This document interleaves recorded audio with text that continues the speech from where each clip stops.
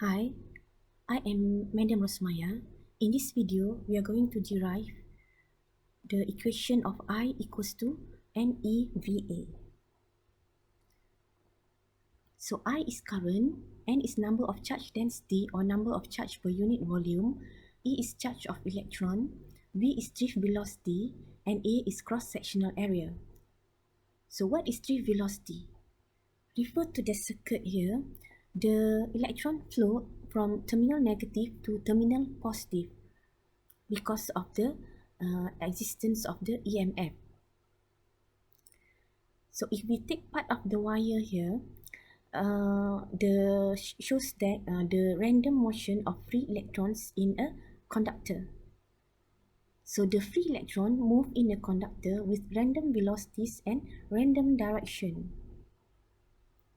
If a particle moves in space in such a manner that it randomly changes its direction and velocities, the resultant of these random motions as a whole is called drift velocity v.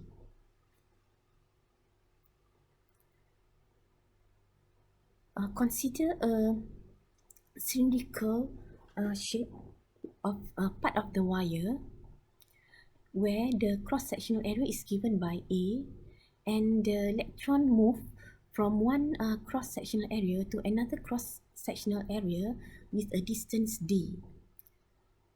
So the total mobile charge in length d of the conductor is given by Ne, where N is a total number of charge in the cylindrical in the cylinder. So N is N per V times V, where if we cancel out this V, we get back N. So this V is a volume of the cylinder. So we can rewrite this equation as N number of charge density, which is given by N per V, and the V volume of the cylinder is cross-sectional area times D. So small letter n here is number of charge density equals to N per V, and AD is the volume of the cylinder. So Q can be written as ENAD. Now we are going to substitute this Q into the equation here. Q equals to IT. So I equals to Q per T.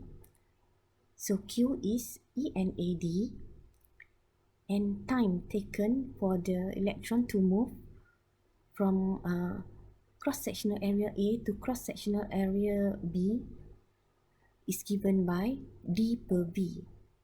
Time for this charge to sweep past the distance D. Substitute into the equation and cancel out D. So we get ENAV. V bring up. So we rearrange the equations. We can see that I equals to NEVA. So the equation I equals to NEVA is proven.